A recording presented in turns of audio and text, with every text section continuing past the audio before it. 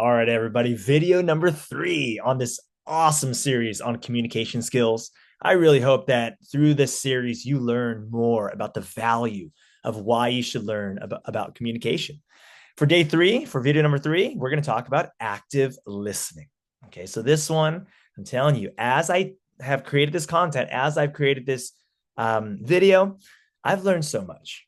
And I feel like my active listening skills have increased by teaching this course. So I really, really hope that you too can learn a lot and how this can apply to your direct life. Thank you for all those who are taking the note taker. Keep going. And our team will send you a free certificate of completion whenever you're completing this course. If you haven't seen my first 2 videos, I talk about this article from Forbes magazine talking about how communication hits the #1 skill as the most in demand skill that employers want. Okay, so why is it important? It's absolutely important because wherever you go, whoever you're with, it's gonna be very important. So when we look at communication, once again, in our last video we talked about this, but a lot of times you think it's all about speaking. But in this video, you're going to learn that a huge part of communication is listening. Okay, so we're going to define it. We're going to look at some quotes on the power of listening. I really want you to get to take a look at those. And then I'm going to give you some practical tips on how you can improve your active listening. And then we're going to look at some reflection questions. And I'm going to give you a task. I'm going to give you a challenge to go do in your life. And I'm telling you, I personally did it with someone amazing in my life, in my family, and I learned so much from that process. All right, here we go. Well, according to the Harvard Business Review, active listening is when you not only hear what someone's saying, but also you attune to their thoughts and feelings. So once again, communication is usually a conversation that's an active two-way interaction. Okay, so it's not about just talking communication, it's also about listening. So, what is active listening as we continue? Harvard Business School describes active listening as 3 aspects. There's a cognitive role, there's an emotional role, and then there's a behavior role. So, let's go through all 3.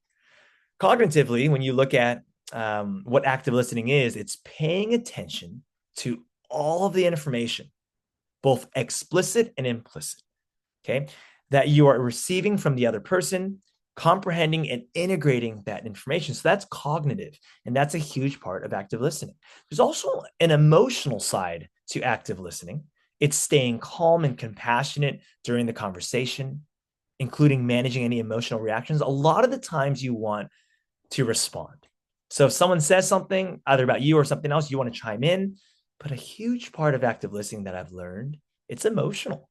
It's about you just staying calm and listening. There's something so beautiful in this day and age when someone listens. And because we all want to speak, but I've learned the power of listening. And then finally, number 3, the third part of active listening is behavioral. It's conveying interest and comprehension verbally and non-verbally. So in our last video, we talked about nonverbal skills, etc. They go on to write in this article, it's really good, that getting good at active listening is actually a lifetime endeavor.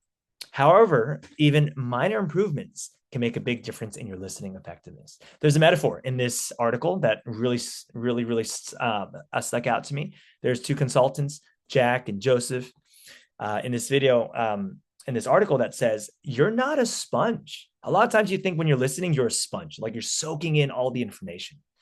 But the article says, instead of thinking of that metaphor, think about a trampoline. So a trampoline has a bounce back. A trampoline gives the speaker's thoughts, energy, acceleration, height, and amplification. So when someone responds to you, you have to respond back. Well, that's after you listen, but it's really about that two-way street that we keep talking about. So think about that when you think about active listening. So I love quotes, and I really hope that through these quotes, you can learn a lot about listening. So you probably heard of this quote. It's one of the most famous quotes. It says, we have 2 ears and 1 mouth, so that we can listen twice as much as we speak. 2 ears and 1 mouth. And the more I think about that, it's so true. Yet in this day and age, it's all about, or it's not all about, but a lot of times we think it's all about us speaking and voicing our opinion. There's a time and place for that. But this quote reminds us to listen. Here's another quote by Brian McGill.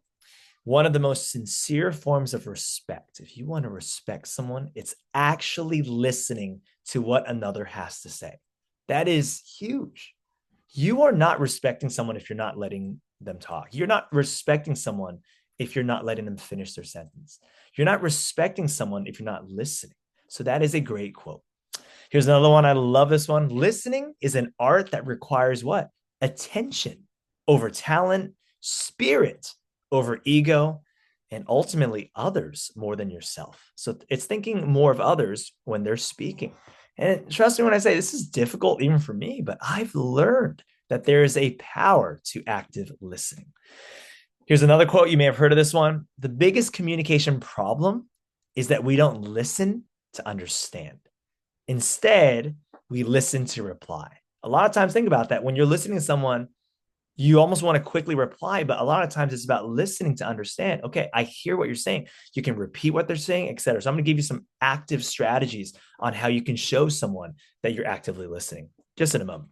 Here's, I believe, the last one. Hearing is the listening to what is said, but listening is hearing what isn't said. Think about that for a moment. When you listen to someone, active listening, it's hearing what isn't said. So it's not just what they say verbally, but it's about their nonverbals. It's about their tone. It's about their emotion in that moment. Okay, so keep that in mind. Next, I want to give you some practical steps, some practical tips on how you can improve your active listening. All right, so hopefully you can learn from some of this. Okay, number one, and this is true, if you really want to listen to someone, you got to look right at them. I know for some of you, you're not used to that, but you have to do it. Whether or not it's looking at their eyes or their face or their nose, but it's really about giving them your undivided attention. If you're trying to text someone while you're talking to someone, you're not actively listening. So what I do is I try to finish a text and then I immediately try to actively listen to whoever's speaking to me. I'm not going to try to multitask. And that is where some people have gotten into that habit. It's a bad habit because that's the opposite of active listening. So look directly to the speaker to demonstrate that you're focusing and interested in what they have to say. Number two, be present and be engaged. Okay, so once again, I just said minimize distractions and give the speaker your full attention. Here's another one. Use non-verbal cues. So what does that mean? When someone's speaking and they're talking right at you, not only do you want to look right at them, like I'm looking at you right in the video right now, but you want to nod occasionally. You want to smile appropriately. And you also want to maintain open body language to show that you're following along. So smile, just like I am looking at you right now. Number four, it's really important that you don't interrupt. I know sometimes you just want to say something or you want to chime in, or maybe your memory's not that good and you want to just tell them what you're thinking so that you don't forget it, but learn to don't interrupt. And I've learned that. Wait for pauses before speaking.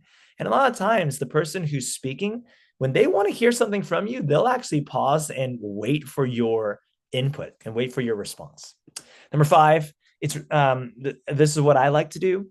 Anytime someone tells me something, I always like to shortly paraphrase and summarize. So for example, like I'll say, hey, so I just want to make sure that I heard you correctly. Here's what you said. Or, hey, I just want to summarize what you said just so that I can better understand this for myself. So one, two, yeah. So repeat some key points back to the speaker. It shows. Or you could throw a compliment and say, hey, I heard what you said. I really like how you talked about X, Y, and Z. When you're repeating and summarizing and paraphrasing what someone just said, it shows respect and it shows that you're active listening. Number six, you got to ask clarifying questions. So a lot of times when I'm conversating with someone, I'll say, hey, so wow, I really liked how you said this. Can I just ask you a quick question? So how did you feel in that moment? Or what was your experience like? Or really any clarifying question. If something's unclear as well, ask them to clarify that to gain further insight. And then you also want to reflect the feelings. If someone's sad, you should not smile like this.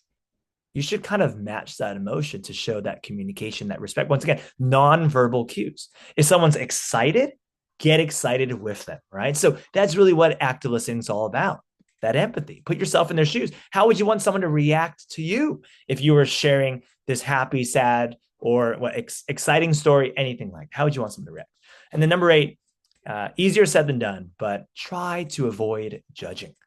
Listen without forming immediate opinions or jumping to conclusions. A lot of times when someone shared something like a mistake they made, sometimes you get into your teacher mode and you go, hey, well, here's where you went wrong. You shouldn't have done that. Here's what you should have done. No. Just listen. In counseling, they always teach us, I'm not a counselor, but I've learned a little bit about counseling. But they always teach us you don't give feedback unless you ask them if they want feedback. So a lot of times after someone shares something, you ask, hey, how can I help? And then if they say, hey, give me your thoughts, and then you get into your thoughts. I have been guilty of that for so many years of my life. But now I've learned sometimes what someone really wants is just for you to listen. All right. So keep that in mind, not for your advice, not for your feedback, just for you to listen. And I've learned that the hard way. And hopefully by listening to this, you get to learn it the easy way. Some reflection questions to consider. All right, here's a challenge. Here's a task I really want you to consider doing. And I'm telling you, if you really want to get the most out of this course, you're going to actually follow these reflection questions and you're going to actually try. And when it comes to it. So ask someone in your life the following questions and practice the active listening skills that you just learned. So if you want to bring this with you on your phone, if you want to write it down, if you want to take a picture of the slide, you can. But take a look. Number one, ask someone in your life. So you're going to ask these 4 questions to the same person. And whatever they share, I want you to listen. Actively listen to what that's nod. Use the same skills that I just told you, the 8 skills right here that I just showed you. Okay, so go back to your notes and take a look at that. But yeah, I want you to ask someone, hey, can I ask you some questions? They're like, oh, sure. Yeah, just tell them, hey, I'm taking a communications class right now. And one of the tasks is to pick someone in your life to ask some questions to. So number one, hey, what are you looking forward to this upcoming week? And whatever they have to say, act interested or get interested. Don't act. Get interested, nod, comments, do all those things that I just told you to do and celebrate them sharing with you. Number 2, really, really think about this. And I love asking this question to someone. Hey, what would be your best advice for someone like me? If you're in high school, what would be your best advice for a high school student, to a middle school student, to a college student? What would be your best advice for a parent? Right. So number 2, ask that. Number 3, how can you, can you tell me a funny or interesting or cool experience that you've had recently? So I asked these 4 questions to my wife, and I still remember the story that she shared with me. And I would not have received that story if I never asked. That's what communication is all about. So I loved hearing her answers to all these questions. Number 4, how do you think I can improve as a person? Ooh, this is a tough question to ask, but I'm telling you, whatever they have to share, if you be ready for it, you asked, be thankful that they're willing to be honest with you and show them through your facial expression. Hey, thank you for caring for me. Thank you for being honest with me. Thank you for helping me improve as a person. So hopefully this has been helpful to you. Thanks for watching this video, and we'll see you on the next one. Bye-bye.